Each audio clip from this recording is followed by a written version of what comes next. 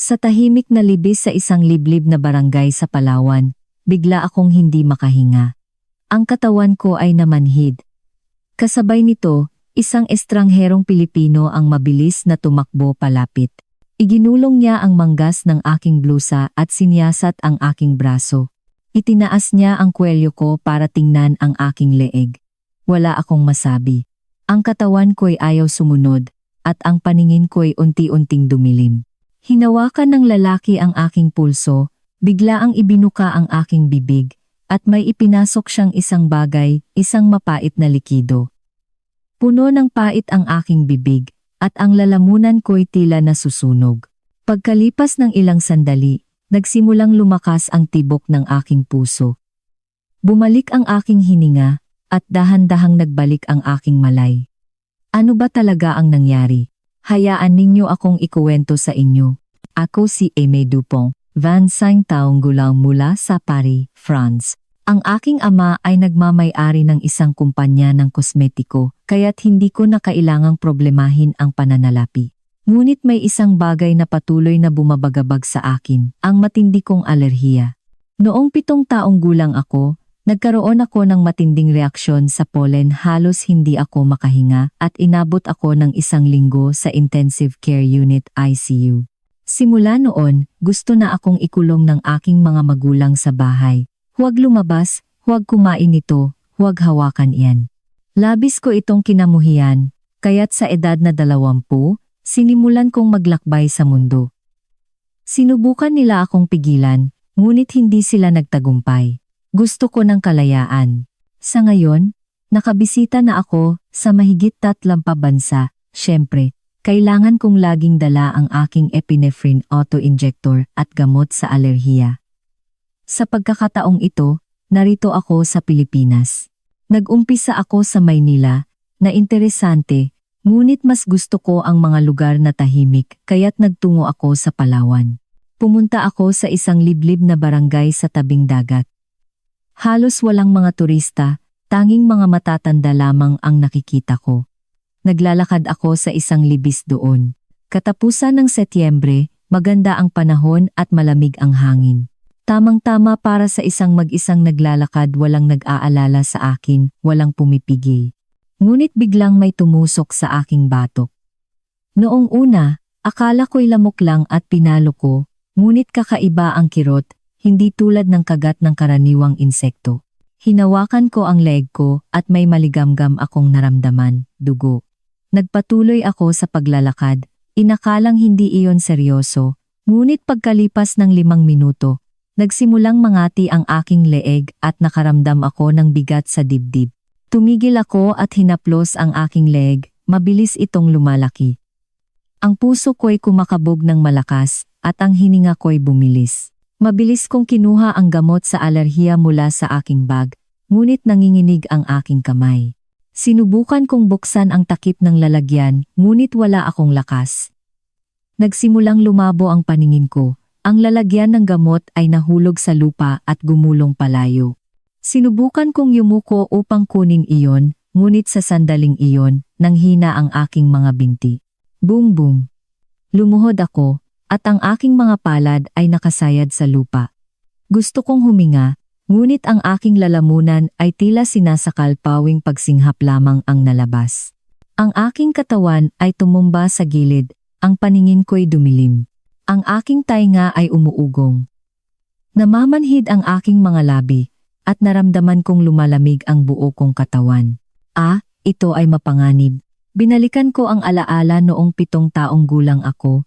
Ang puting ilaw sa kisame ng ICU, narinig ko ang pag-iyak ng aking ina, noong sinabi ng doktor na mamamatay siya kung huli lang ng kaunti. Katulad din ngayon, pinikit ko ang aking mga mata. Wala na akong lakas para idilat ang mga ito. Ang tanging naririnig ko ay ang malakas na tibok ng aking puso, na tila humihina na. Doon, narinig ko ang yabag ng isang taong tumatakbo. Mabilis na yabag, pagkatapos, may humawak sa aking balikat. Boses ng lalaki, na tila nagmamadaling may sinasabi, ngunit nasa Tagalog hindi ko maintindihan. Sinubukan kong idilat ang aking mga mata, ngunit napakabigat ng aking mga talukap. Kinapa ng lalaki ang aking leeg, na tila tinitingnan ang pulso.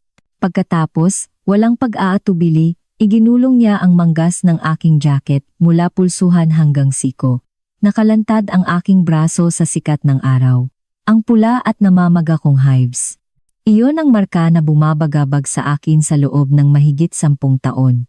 Ngunit ngayon, mas malala pa ang namamaga at pulang patse ay nagsama-sama upang bumuo ng malalaking blotches. Inikot ng lalaki ang aking braso, tiningnan ang loob ng pulsuhan, ang liko ng siko. Pagkatapos, ganito rin ang ginawa niya sa kabilang braso.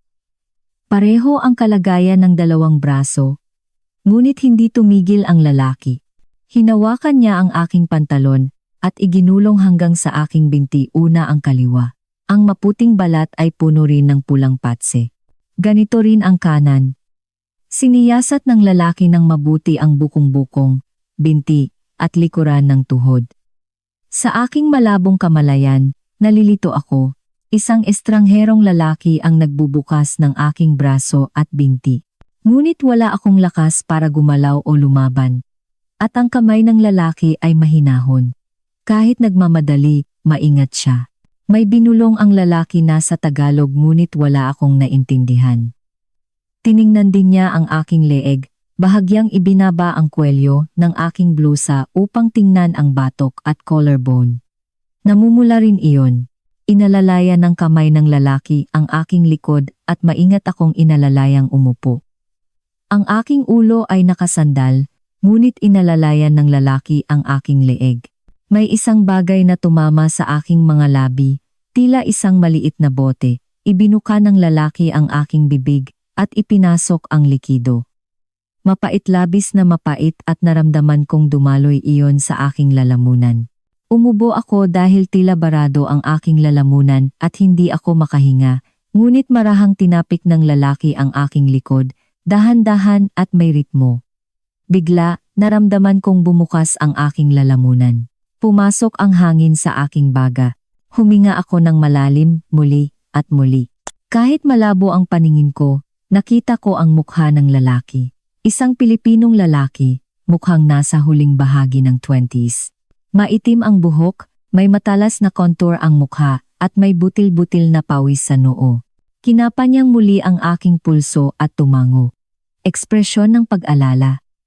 Gusto kong magsalita, magpasalamat, ngunit walang boses na lumabas, nanginginig lang ang aking mga labi. May sinabi ang lalaki. Nasa Tagalog pa rin, hindi ko maintindihan. Ngunit sa tono, nahulaan ko, ayos na. Ligtas ka na ngayon. Ngunit hindi ako maayos. Ano ang ipinainom niya sa akin? Sino ang lalaking ito? Nasaan ako? Muling nagsimulang lumabo ang aking paningin. Binuhat ako ng lalaki. Kahit magaan ako, hindi siya mukhang nahihirapan. At nagsimula siyang maglakad patungo sa isang lugar. Nawalan ako ng malay sa kanyang mga bisig. Hindi ko alam kung gaano katagal. Naramdaman kong umuuga ang aking katawan. May nagdadala sa akin, naririnig ko ang regular na yabag ng lalaki, at ang kanyang paghinga na tila nahihirapan. Ang tunog ng pagbubukas ng pinto. Pagkatapos, inilagay ako sa isang malambot na lugar, at naramdaman kong kinumutan ako. Muli akong nahulog sa isang malalim na kadiliman. Nang imulat ko ang aking mga mata, nakita ko ang isang kakaibang kisame, kisameng gawa sa kahoy. Mukha itong luma, may mga bitak, at kupas na ang kulay, may matapang na amoy-amoy ng gamot. Hindi gamot, kundi parang pinatuyong damo, mapait at astringent na amoy. Dahan-dahan akong bumangon. Mabigat ang buo kong katawan, at nahihilo ako. Tiningnan ko ang paligid. Isang maliit na silid. Ang dingding ay may nakasabit na mga anting-anting na may kakaibang sulat Latin script o sinaunang baybayin, na ngayon ay alam kong simbolo ng albularyo. Ang mga estante ay puno ng mga bote ng salamin kayumanggi, berde, transparent. May laman ang mga ito, ngunit ayaw ko nang tingnan ng mabuti. Bumukas ang pinto. Siya ang lalaking nagligtas sa akin sa libis. May dala siyang baso ng tubig. Iniabot niya sa akin ang baso. Hindi ko iyon kinuha. Tinitigan ko lang siya. Tinitigan din ako ng lalaki. Walang emosyon. Malamig ang pakiramdam. Inilagay niya ang baso sa mesa at sinubukan niyang hawakan ang aking braso. Hinila ko pabalik ang aking kamay. May sinabi ang lalaki sa Tagalog. Umiling ako para ipahiwatig na hindi ko naiintindihan. Bumuntong hininga siya, kinuha ang kanyang telepono sa bulsa, at nag-type ng ilang salita. Ipinakita niya sa akin ang screen. Translation app. Nakasulat sa French, hayaan mong tingnan ko ang iyong braso. Kailangan kong suriin. Nag-alinlangan ako, ngunit matindi ang tingin ng lalaki. Imposibleng tanggihan, dahan-dahan kong iniabot ang aking braso. Hinawakan niya ang aking pulsuhan ng maingat, at sinuri ng mabuti ang aking braso. Nagulat ako. Ang pulang hives na nakita ko sa libis ay naglaho na. Hindi lang naglaho ang mga peklat na bumabagabag sa akin sa loob ng mahigit 10 taon ay naglalaho na rin. Nakatayo ako sa harap ng salamin, iniikot ang aking braso at tinitingnan iyon, hinaplos ko. Makinis. Ang balat na dati magaspang ay naging patag, hindi ka pani-paniwala. Kinuha ng lalaki ang kanyang telepono, gumaling. Uminom ka pa ng gamot sa loob ng 2 araw. Tinitigan ko ang lalaki, at sa nanginginig na boses, nagtanong ako, ano ang ipinainom mo sa akin? Hindi naintindihan ng lalaki ang sinabi ko, kaya't kinuha ko rin ang aking telepono at nag-type. Ano ang gamot na ipinainom mo sa akin? Tiningnan ng lalaki ang screen at lumabas ng silid. Pagkalipas ng ilang sandali, bumalik siya na may dalang maliit na kayumangging bote. May etiketa ang bote, nakasulat sa Tagalog. Kinuhanan ko iyon ng larawan at inilagay sa translation app. Nang lumabas ang mga salita sa screen, naramdaman kong huminto ang aking hininga. Ginintuang uod saka extract. Ano iyon? Muli akong nag-search, ginintuang uod saka o cordyceps. Ang lumabas sa resulta ng search, cordyceps. Isang organismo na kalahating uod, kalahating damo. Tiningnan ko ang lalaki. Walang emosyon pa rin ang mukha niya. Tumayo ako. Kahit nahihilo, nagtiis ako. Ipinakita ko ang telepono sa mukha ng lalaki.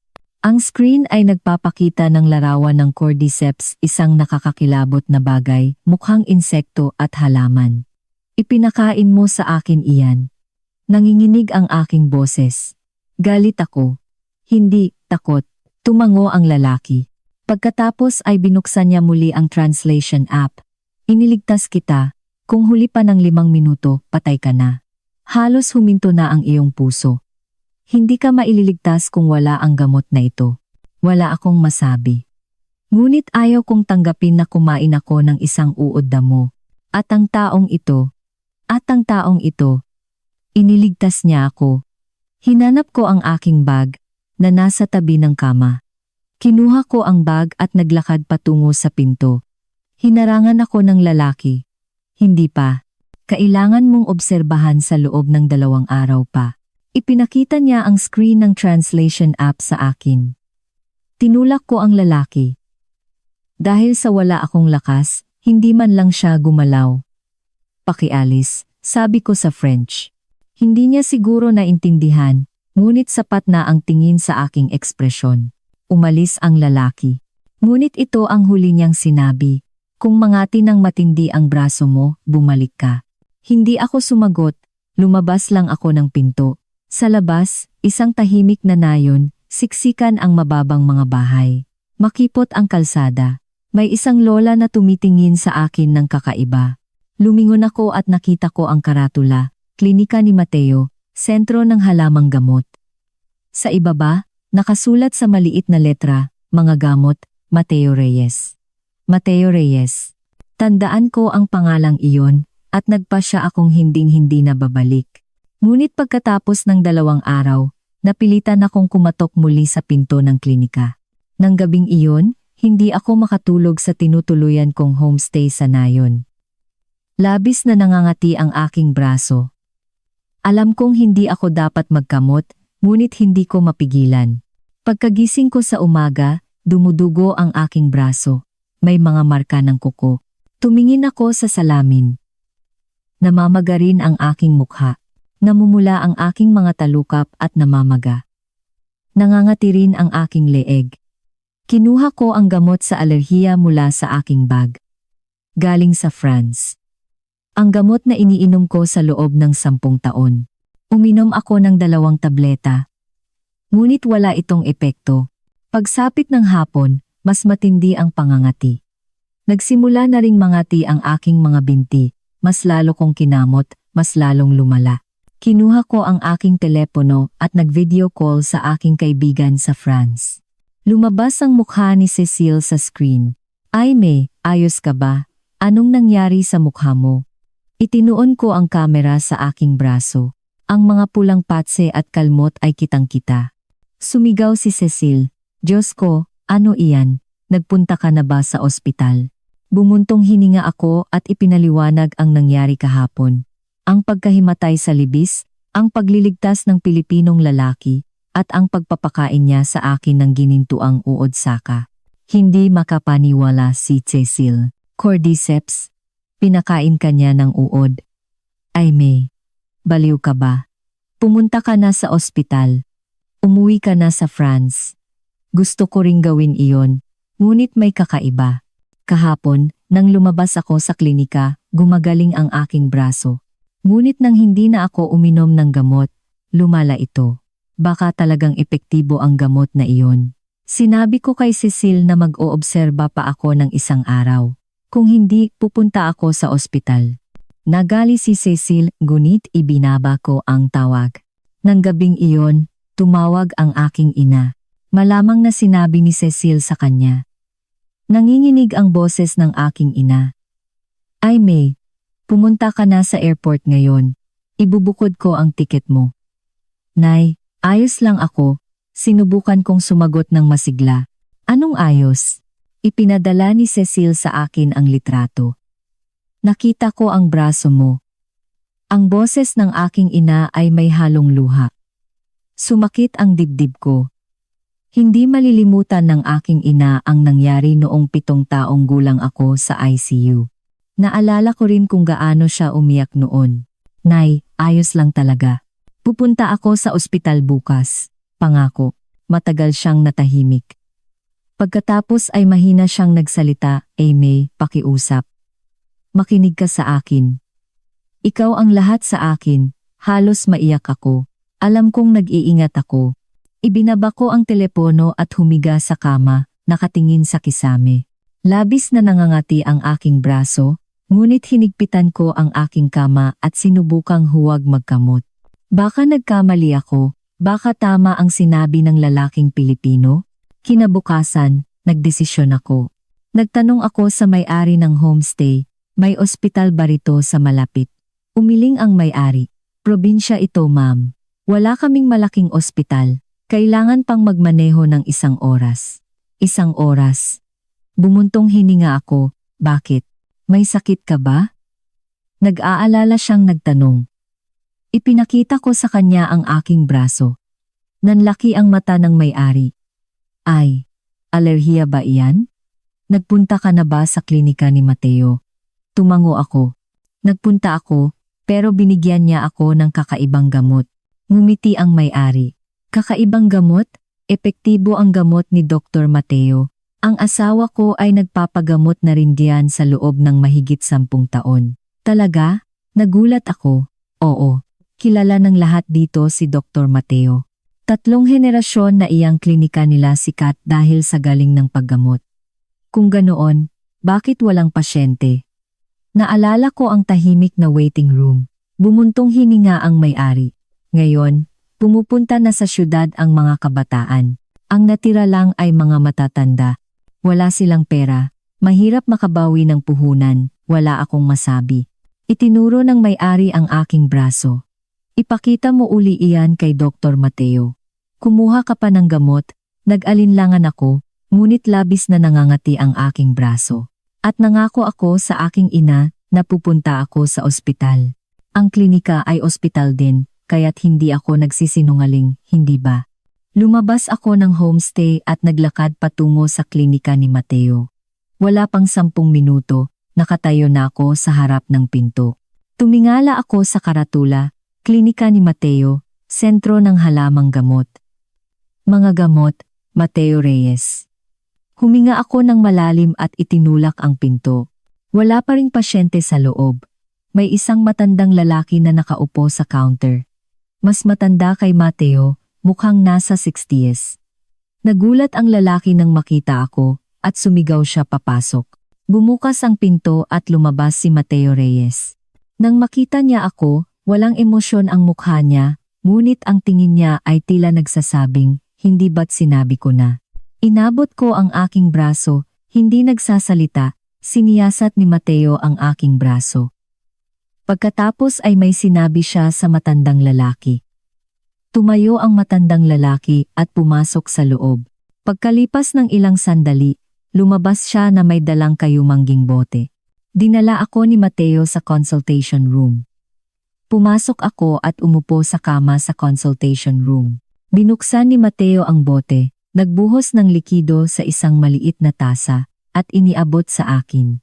Kinuha ko ang tasa at inamoy. Mapait pa rin.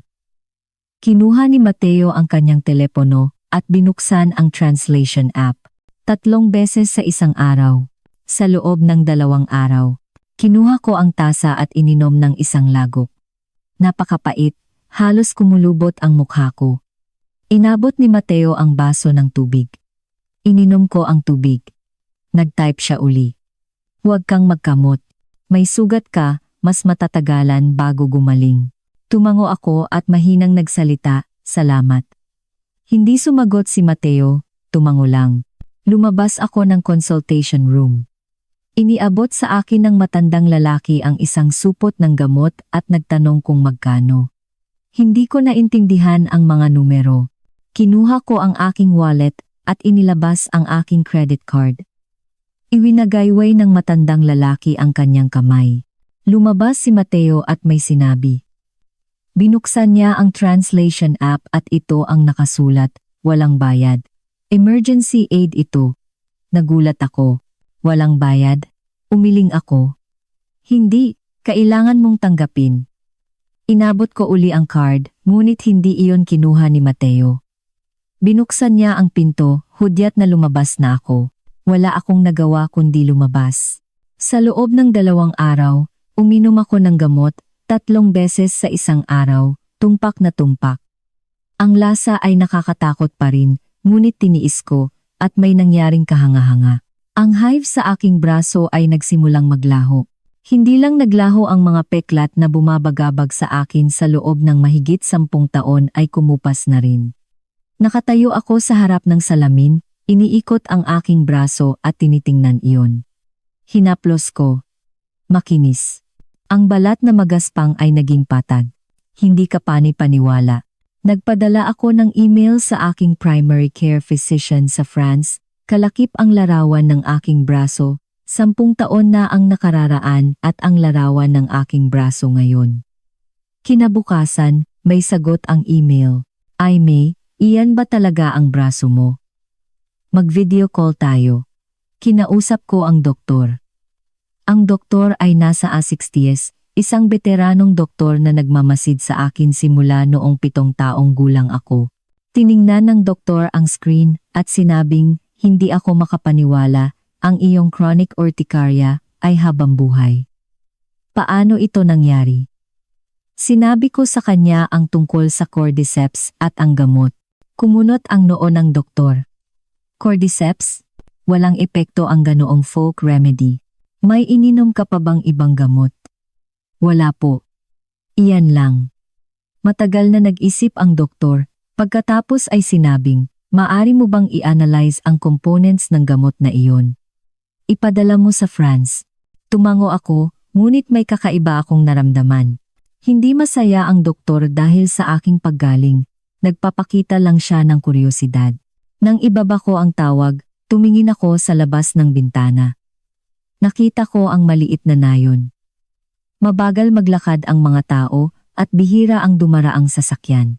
Bigla akong nagtaka. Bakit narito si Mateo Reyes? Napakagaling niya, bakit wala siyang pasyente? Lumabas ako ng homestay at naglakad sa nayon. Dumaan ako sa harap ng isang tindahan. Ang may-ari ng homestay ay nakikipag-usap sa isa pang lola. Nasa Tagalog ang usapan, ngunit narinig ko ang pangalan ni Mateo Reyes. Huminto ako. Nakita ako ng may-ari ng homestay at kinawayan ako, pagkatapos ay binuksan ang kanyang telepono, translation app. Miss Amy, masamang balita. Magpapasara na ang klinika ni Mateo sa susunod na buwan. Tiningnan ko ang screen. Magpapasara. Naglakad ako patungo sa klinika. May maliit na papel na nakadikit sa pinto, nakasulat sa Tagalog. Kinuhanan ko ng larawan at isinalin. Paunawa ng pagsasara. Magtatapos na ang operasyon ng klinika ni Mateo sa katapusan ng susunod na buwan. Salamat sa inyong patuloy na suporta. Binuksan ko ang pinto. Wala pa ring pasyente sa loob. Ang matandang lalaking mukhang ama ni Mateo ay nakaupo. Nagulat siya nang makita ako, at tumayo. Tila nagtatanong siya ng isang bagay, ngunit hindi ako marunong magtagalog. Binuksan ko ang aking telepono, translation app at nag-type, magpapasara na kayo sa susunod na buwan. Tiningnan ng lalaki ang screen at dahan-dahang tumango. Ang tingin niya ay malungkot. Bakit? Matagal siyang natahimik. Tiningnan niya ako, pagkatapos ay hiniram niya ang aking telepono at dahan-dahang nag-type, walang pasyente. Umalis na ang lahat ng tao sa nayon. Ang natira ay mga matatanda na walang pera, kailangan din naming mabuhay. Wala kaming magagawa, wala akong masabi. Nakatayo lang ako. Nag-type siya uli. Nagsimula ang aking ama, 60 taon na ang nakakaraan. Kinuha ko, pagkatapos ay kinuha ng aking anak. Ngunit ngayon, matatapos na. Habang nagtatype siya, parang iiyak na siya. Bumukas ang pinto sa loob. Lumabas si Mateo. Nang makita niya ako, huminto siya sandali. May sinabi ang kanyang ama kay Mateo. Hindi sumagot si Mateo, tiningnan lang ako, ipinakita ko sa kanya ang aking braso, ang malinis na braso. Nag-alinlangan ang tingin ni Mateo sandali, ngunit agad itong bumalik sa pagiging walang emosyon. Lumapit siya, sinuri ang aking braso pulsuhan, siko, forearm dahan-dahang tiningnan, pagkatapos ay tumango ng bahagya. Binuksan ko ang translation app. Salamat. Ang hindi gumaling sa France sa loob ng 10 taon ay ginamot mo. Tiningnan ni Mateo ang screen. Hindi pa rin nagbago ang kanyang ekspresyon, ngunit parang namumula ang kanyang tainga. Hiniram niya ang aking telepono. Buti na lang at gumaling ka na. Nagtanong ako, bakit kayo magpapasara? Nag-alinlangan si Mateo, pagkatapos ay nag-type ng maikli. Mahirap ang buhay sa probinsya. Gusto ko pang magtanong, ngunit pumasok na si Mateo. Lumabas ako ng klinika at naglakad sa nayon, nag-iisip.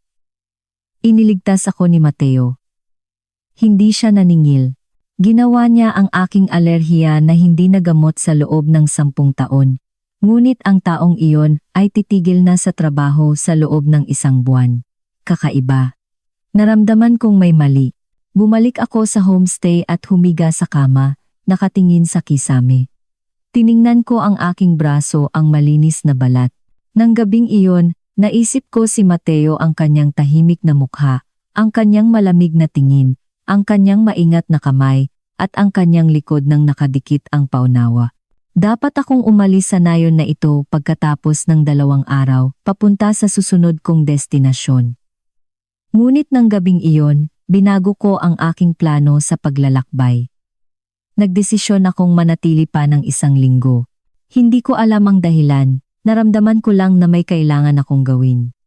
Naramdaman kong kailangan kong gumanti sa natanggap ko. Binuksan ko ang aking Instagram, mayroon akong 500,000 followers. Puno ito ng mga larawan ng aking paglalakbay sa mundo, Eiffel Tower sa Paris, Colosseum sa Roma. Gusto ng mga tao ang mga larawan ng aking paglalakbay, at marami ang comments, ang galing. Gusto ko ring pumunta. Ang lupit. Ako ay 25 taong gulang, ngunit nakabisita na ako sa mahigit 30 bansa. Siyempre, dahil iyon sa kumpanya ng aking ama. Ngunit iba si Mateo Reyes. Minana niya ang klinika ng 3 henerasyon, ngunit magpapasara na ito sa loob ng 1 buwan. Ang perang ginastos ko sa 1 gabi sa hotel ay malamang nakatumbas na ng 1 buwang renta ng klinika. Dumaan ako sa klinika at nakita ko si Mateo sa salamin, mag-isang nag-aayos ng mga herb cabinet. Bahagyang nakayuko ang kanyang likod. Bigla kong naisip, maaari ba akong tumulong? Bumalik ako sa homestay, binuksan ang aking laptop, at nagsimulang mag-type. Ito ang pamagat, ang mahiwagang gamot Pilipino na nagligtas sa babaeng Pranses. Nag-upload din ako ng mga larawan, ang lugar kung saan ako nahimatay sa libis, ang labas ng klinika, at ang larawan ng aking braso bago at pagkatapos. Siyempre, hindi ko sinama ang aking mukha. Ganito ang aking isinulat, sa buong buhay ko, nagdusa ako sa alerhiya. Hindi ito gumaling kahit sa pinakamahusay na ospital sa France. Ngunit sa isang maliit na nayon sa Pilipinas, nakakita ako ng himala. Isang gamot na gawa sa uod na tinatawag na cordyceps ang nagligtas sa akin. Gumaling ang sakit na hindi gumaling sa loob ng 10 taon sa loob lamang ng 2 araw. Ang klinika na ito ng 3 henerasyon ay magpapasara na sa susunod na buwan dahil wala ng pasyente, nakakalungkot. Sa tingin ko, kailangang malaman ng mundo. Pagkatapos kong magsulat, pinindot ko ang upload.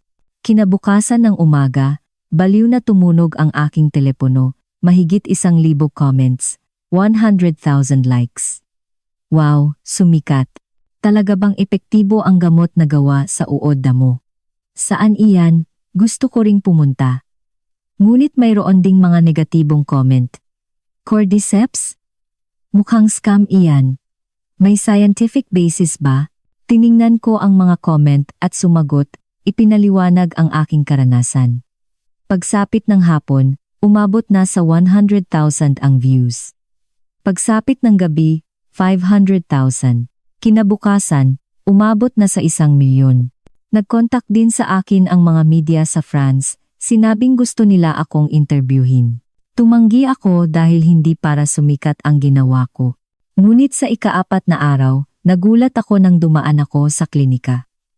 May mga taong nakapila, mga 10 tao. Mga dayuhan. Narinig ko ang Ingles, Tagalog, at Hapon. Tiningnan ko sa loob ng klinika. Si Mateo Reyes ay nag-aasikaso ng pasyente. Balisa ang mukha niya. Ang kanyang ama ay abala rin sa pagbabalot ng gamot at pagpapaliwanag. Tinawag ako ng may-ari ng homestay. Miss Amy, ikaw ba ang gumawa nito? Nagulat ako. Ano ang ginawa ko? Ngayon, maraming dayuhan ang pumupunta sa nayon, naghahanap ng klinika ni Mateo. Nakanganga ako. Ipinakita sa akin ng may-ari ang kanyang telepono.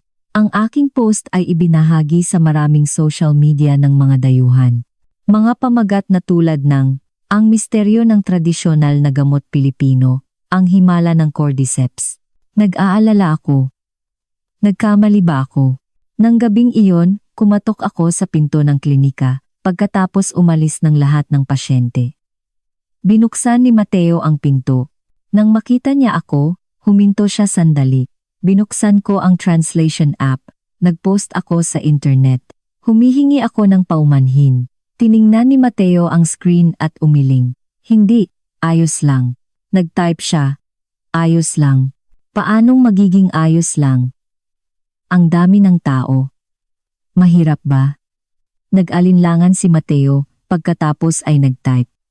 Kahit mahirap, hindi masama. Talaga? Binuksan ni Mateo ang pinto. Pumasok ka. Pumasok ako sa klinika. Nakabukas ang isang notebook sa counter ang appointment list. Puno ng mga pangalan, nasyonalidad, at sintomas. Lumabas ang ama ni Mateo. Nang makita niya ako, ngumiti siya ng malaki. Pagkatapos ay hinawakan niya ang aking kamay at may sinabi sa Tagalog. Hindi ko naintindihan, ngunit sa pakiramdam, alam kong nagpapasalamat siya. Binuksan ni Mateo ang translation app. Sabi ng aking ama, salamat. Dahil sa iyo, tila maaari nang magpatuloy ang klinika. Naluha ako, uminit ang aking dibdib. Hindi. Ako ang dapat magpasalamat. Iniligtas mo ako. Tiningnan ni Mateo ang screen. Hindi pa rin nagbago ang kanyang ekspresyon, ngunit parang namumula na naman ang kanyang tainga. Hiniram niya ang aking telepono. Buti na lang at gumaling ka na. Tiningnan ko rin ang aking braso, ang malinis na braso.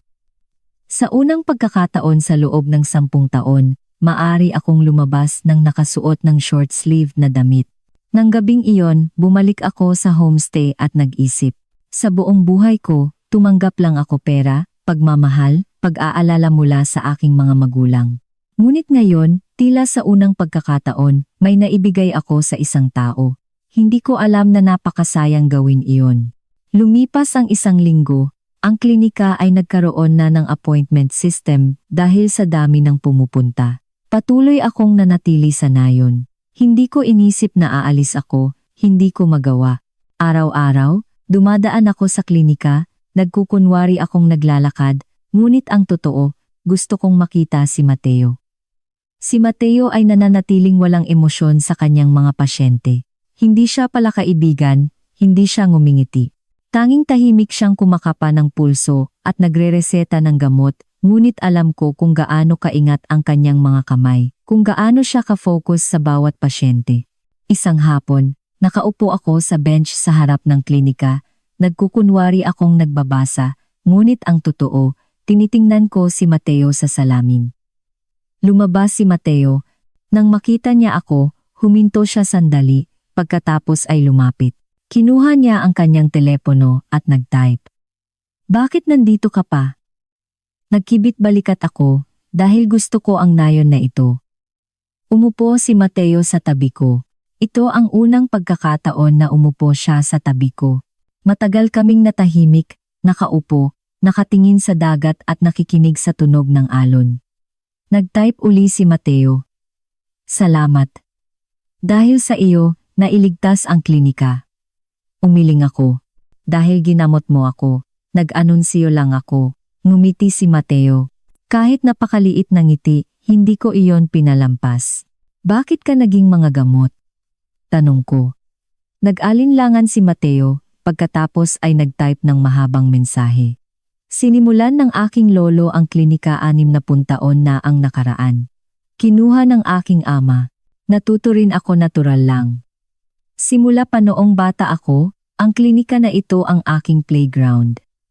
Noong una, ayaw ko. Gusto kong pumunta sa Maynila at magtrabaho at kumita ng malaking pera tulad ng aking mga kaibigan. Ngunit noong nasa college ako, namatay ang aking lolo.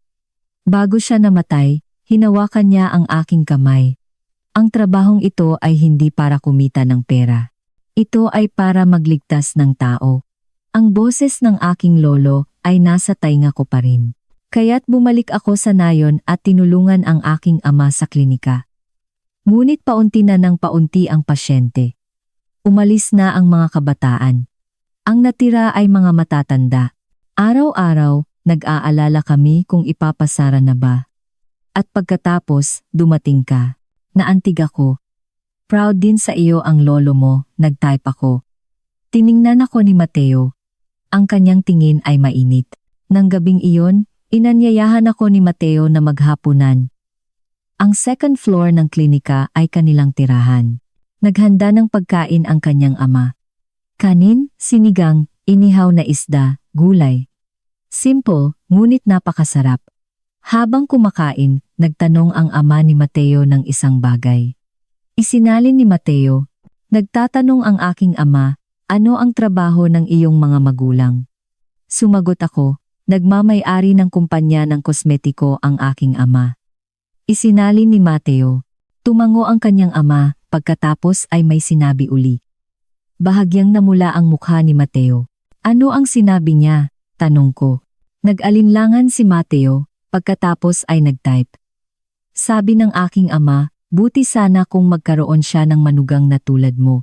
Namula ang aking mukha. Ganoon din si Mateo.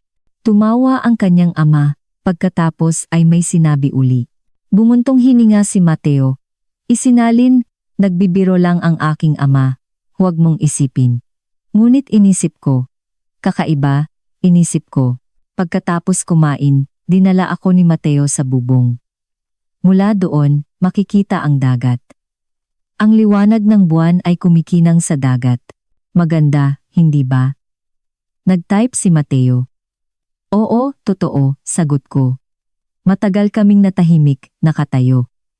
Sa sandaling iyon, maingat na hinawakan ni Mateo ang aking kamay. Nagulat ako at tumingin sa kanya. Tiningnan din ako ni Mateo. Ang kanyang kamay ay mainit. Kahit magaspang, naramdaman kong ligtas ako. Hindi ko hinila ang aking kamay. Ganoon lang kami, nakatingin sa dagat. Nang gabing iyon, pagbalik ko sa homestay, tumingin ako sa salamin. Namumula ang aking mukha at nakangiti ako. Gusto ko si Mateo. Ang taong walang emosyon, ngunit may mainit na puso. Ang taong walang emosyon, ngunit totoo. Ngunit may isang problema. Kailangan kong umuwi sa France pagkatapos ng isang buwan. Patuloy na nagkontak ang aking ama, nagtatanong kung kailan ako uuwi. At si Mateo ay isang taong hindi maaaring umalis dito. Tiningnan ko ang mga bituin sa labas ng bintana at nag-alala ako. Kinabukasan ng umaga, tumawag ang aking ina. Ay May, kailan ka uuwi? Ang boses ng aking ina ay puno ng pag-aalala. Tumingin ako sa labas ng bintana. Nakita ko ang klinika. Binubuksan ni Mateo ang pinto. Maya-maya lang, Nay, sagot ko. Gaano katagal, isang buwan ka na dyan. Nag-aalala na rin ang iyong ama. Wala akong masabi. Nay, iyon kasi. Huminto ako. Ay, ano? Huminga ako ng malalim. Pagkatapos ay sinabi, gusto kong manatili dito, Nay. Matagal siyang natahimik. Pagkatapos ay maingat siyang nagtanong, dahil ba sa isang lalaki, hindi ako makasagot. Ang pananahimik ay sagot. Bumuntong hininga ang aking ina. Ay May, gaano mo nakatagal kilala ang Pilipinong lalaking iyan? Isang buwan pa lang, hindi ba? Alam ko, pero... Pero ano? Bata ka pa, mahaba pa ang buhay. Ang pag-ibig sa unang tingin ay hindi laging pag-ibig. Alam kong tama ang sinasabi ng aking ina. Ngunit iba ang sinasabi ng aking dibdib. Isang linggo pa. Dagdag pa ng isang linggo, Nay. Hindi na nagsalita ang aking ina. Ibinabalang niya ang tawag. Umupo ako sa kama. Mabigat ang aking dibdib. Lumipas ang 3 araw. Tila iniiwasan ako ni Mateo. Kapag dumaan ako sa klinika, nagkukunwari siyang abala sa pag-aasikaso ng pasyente. Alam kong nararamdaman din niya na malapit na ang pamamaalam. Nang gabing iyon, may maliit na pagdiriwang sa nayon isang piyesta sa tabing dagat. Nagtipon ang mga tao, nagbahagi na ng pagkain, at kumanta. Mag-isa akong naglalakad sa tabing dagat, nakikinig sa tunog ng alon. Ang liwanag ng buwan ay tumatama sa dagat. Sa sandaling ito, may tumawag sa akin mula sa likuran. Ay May. Si Mateo. Ito ang unang pagkakataon na tinawag niya ako sa aking pangalan. Kahit nasa Tagalog, kumabog ang aking puso. Lumingon ako. Nakatayo si Mateo. May dala siyang isang bagay sa kamay. Lumapit siya at iniabot sa akin. Isang maliit na supot. Binuksan ko ang supot. May laman itong pinatuyong halamang gamot at isang maliit na papel. Binuksan ko ang papel. Nakasulat sa Tagalog. Ginamit ko ang aking telepono para isalin. Dalhin mo ito sa France at inumin. Huwag mong hayaang bumalik ang alerhiya mo at manatiling malusog. Halos maiyak ako. Kinuha ni Mateo ang kanyang telepono at nagsimulang mag-type. Nanginginig ang kanyang daliri. Ayaw kitang paalisin, ngunit hindi rin kita kayang pigilan. Ikaw ay isang taong ang buong mundo ay tahanan. Ako ay isang taong nakakulong sa maliit na nayon na ito. Nang makita kita sa unang pagkakataon, alam kong hindi ka sa akin nabibilang. Masyado kang maliwanag, masyado kang malaya, masyado kang maganda. Ngunit ako ay naging makasarili. Ang isang buwan na nanatili ka rito ay ang pinakamaliwanag na oras sa aking buhay. Tiningnan ko ang screen. Umiyak ako. Kinuha ko ang aking telepono at nag-type. Napakasaya ko rin dahil sa iyo. Sa unang pagkakataon, naramdaman kong kailangan ako ng isang tao. Hindi dahil sa pera o pamilya, kundi dahil ako mismo. Iniligtas mo ako hindi lang ang aking katawan, kundi ang aking puso rin. Binigyan mo ng kahulugan ang aking walang saysay na paglalakbay. Ngunit tama ang sinabi ng aking ina. Isang buwan pa lang tayo. Totoo ba ito o pansamantalang damdamin lang? Paano natin malalaman? Tiningnan ni Mateo ang screen, pagkatapos ay dahan-dahang itinaas ang kanyang ulo. Hinawakan niya ang aking kamay, pagkatapos ay inilagay ang aking kamay sa kanyang dibdib. Mabilis na tumitibok ang kanyang puso. Nag-type siya gamit ang isang kamay. Alam ng aking puso ang sagot. Totoo ito. Hindi ko na napigilan. Tumingala ako kay Mateo. Yumuko rin si Mateo upang tingnan ako. Pagkatapos ay dahan-dahan at maingat niyang inilapit ang kanyang mukha sa akin. Ipinikit ko ang aking mga mata. Dumampi ang kanyang mga labi sa aking mga labi. Mainit at malambot, tila huminto ang mundo. Ang tanging naririnig ko ay ang tunog ng alon. Ang hangin ay humihip, ngunit hindi ako nilamig. Pagkatapos ng halik, hinaplos ni Mateo ang aking pisngi. Pagkatapos ay kinuha ang kanyang telepono. Huwag kang umalis. Umiling ako, umiyak ako, kailangan kong umuwi. May pamilya ako. At alam mo, kung mananatili ako, darating ang araw na pagsisisihan ko ito.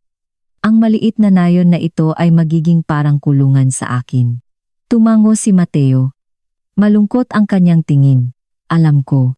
Kaya't mas lalo kitang ayaw paalisin. Ngunit kailangan kitang paalisin. Nag-type siya. Niyakap namin ang isa't isa ng matagal, hindi nagsasalita.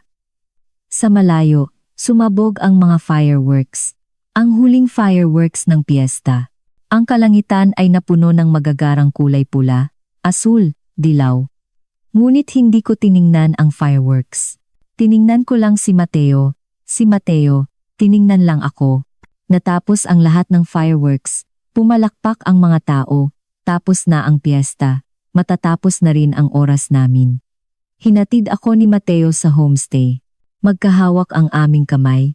Hindi nagsasalita. Sa harap ng homestay, kinuha ni Mateo ang kanyang telepono. Umuwi ka ng ligtas, at maging masaya ka sa France. Tumanggo ako. Barado ang aking lalamunan, hindi ako makapagsalita. Tumalikod si Mateo at naglakad palayo. Hindi siya lumingon. Tiningnan ko ang kanyang likod hanggang sa mawala siya sa dilim. Pagkatapos ay pumasok ako sa silid at nag-impake. Bukas ng umaga, aalis na ako. Uuwi na ako sa France. Tapos na si Mateo. Humiga ako sa kama, nakatingin sa kisame. Patuloy akong umiyak. Labis na masakit ang aking dibdib. Marahil ito na ang tunay na pag-ibig. Kaya't mas masakit. Lumipas ang isang linggo, ang araw na dapat akong umuwi sa France, inayos ko ang aking maleta. Ayaw kong mag-ayos, ngunit hindi gumagalaw ang aking kamay. Kumatok ang may-ari ng homestay. Miss Amy, nandito na ang taxi papunta sa airport. Hindi ako makasagot. Tiningnan ko lang ang labas ng bintana. Nakita ko ang klinika. Binubuksan ni Mateo ang pinto. Maya-maya lang, Nay, sagot ko. Gaano katagal? Isang buwan ka na diyan. Wala akong masabi. Pumasok ang may-ari at tiningnan ang aking mukha. Bumuntong hininga siya. Hindi ka pa rin nagdedesisyon kung mananatili ka o aalis. Umiling ako. Hindi ko alam. Umupo ang may-ari sa tabi ko, pagkatapos ay nagsalita, noong bata ako, gusto ko ring pumunta sa Maynila. Doon din ako nag-aral, gusto ko ring magtrabaho, ngunit nakilala ko ang aking asawa at nanatili ako. Nagsisisi ba ako? Hindi. Ito ang buhay ko. Ngunit iba ka, Miss Amy. Nakita mo na ang buong mundo. Magiging masaya ka ba kung mananatili ka sa ganitong probinsya? Wala akong masabi. Dumating ang driver ng taxi para kunin ang aking maleta. Inabot ko sa kanya ang aking bag. Lumabas ako ng homestay. Nakatayo si Mateo Reyes. Nakasuot siya ng mga gamot robe, tila galing lang sa pag-aasikaso ng pasyente. Tiningnan namin ang isa't isa, hindi nagsasalita. Lumapit si Mateo at kinuha ang kanyang telepono. Umuwi ka ng ligtas, nag-type siya. Halos maiyak ako, ngunit nagpigil ako. Salamat sa lahat, nag-type din ako.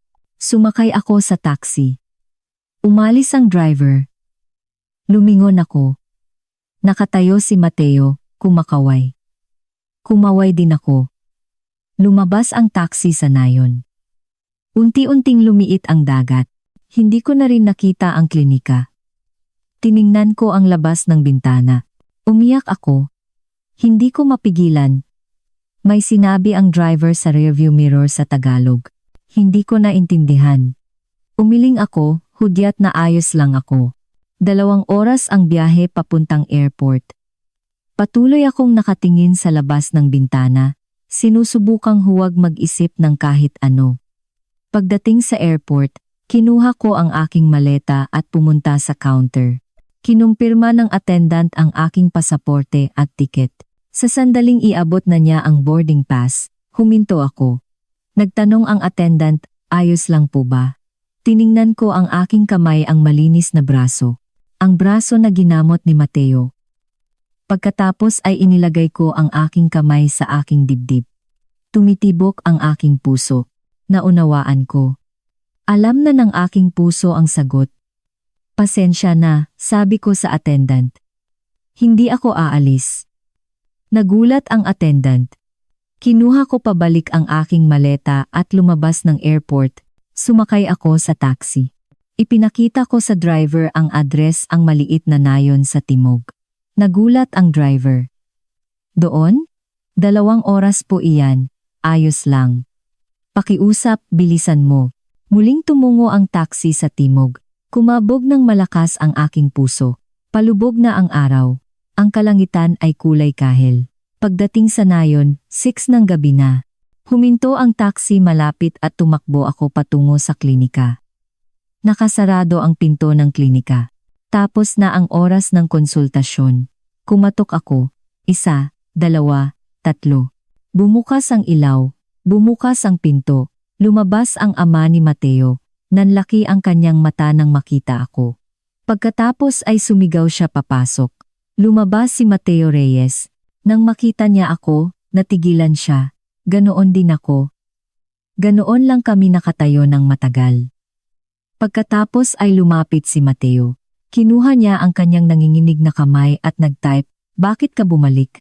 Kinuha ko ang aking telepono at nag-type, "Gusto mo ba ng empleyado na magta-translate at mag-aasikaso ng SNS?" Maraming dayuhang pasyente. Tiningnan ni Mateo ang screen, pagkatapos ay tiningnan ako.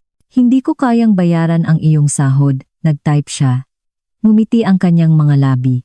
Ngumiti rin ako. Kumita na ako ng maraming pera.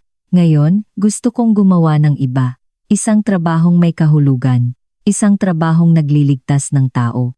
Ngumiti si Mateo, pagkatapos ay niyakap ako. Sa unang pagkakataon, naramdaman kong umuwi na ako. Ang ama ni Mateo ay tumatawa sa likuran, pagkatapos ay may sinabi, bumulong si Mateo sa aking tainga. Kahit nasa broken English na Taglish, naintindihan ko. Sabi ng aking ama, "Welcome home." Tumingala ako sa kanyang ama at bumati, "Salamat." Kinawayan ako ng kanyang ama na pumasok. Hinawakan ko ang kamay ni Mateo at pumasok sa klinika. May amoy ng gamot mapait at astringent na amoy ngunit ngayon, ang sarap amuyin. Nang gabing iyon, tinawagan ko ang aking ina. "Nay, mananatili ako sa Pilipinas." Matagal na natahimik ang aking ina. Pagkatapos ay mahina siyang nagtanong, "Masaya ka ba?" "Opo, Nay. Talagang masaya ako." Bumuntong hininga ang aking ina. "Sige. Basta bumisita ka sa amin sa bakasyon." Ngumiti ako at nangako. Pagkalipas ng 1 buwan, nagtatrabaho na ako sa klinika. Nag-aasikaso ako ng mga dayuhang pasyente, nag-aasikaso ng SNS. Puno na ang appointment hanggang 3 buwan. Ang mga tao mula sa buong mundo ay pumupunta na sa klinika ni Mateo. Sikat na ito ngayon bilang ang mahiwagang klinika na nagpagaling ng alerhiya gamit ang cordyceps. Ngunit hindi nagbago si Mateo, tahimik pa rin siya, at nakatuon sa bawat pasyente, ngunit may isang bagay na nagbago. Ngumingiti siya ngayon kapag tumitingin sa akin, at kapag hindi nakikita ng mga pasyente, palihim siyang humahawak sa aking kamay. Isang gabi, umalis na ang huling pasyente. Umakyat na rin sa 2nd floor ang ama ni Mateo. Kami na lang dalawa sa klinika. Nag-aayos si Mateo ng mga herb cabinet. Tinitingnan ko ang appointment list para bukas sa counter. Sa sandaling ito, niyakap ako ni Mateo mula sa likuran. Nagulat ako at lumingon. Nakangiti si Mateo. Pagod ka na ba? Sabi niya sa Tagalog. Naiintindihan ko na ang simpleng Tagalog ngayon. Ikaw din, sagot ko sa aking broken Tagalog. Hinawakan ni Mateo ang aking kamay. Gusto mo bang pumunta sa bubong? Tumango ako. Magkahawak kamay kaming umakyat sa bubong. Hindi niya binitawan ang aking kamay habang umaakyat kami sa hagdan. Pagdating sa bubong, nakita namin ang dagat. Palubog na ang araw. Ang kalangitan ay kulay kahel at pink. Sumandal kami sa railings. Humipa ng hangin at lumipad ang aking buhok. Inayos ni Mateo ang aking buhok sa likod ng aking tainga. Pagkatapos ay tiningnan ang aking mukha. Masaya ka ba? Tanong niya.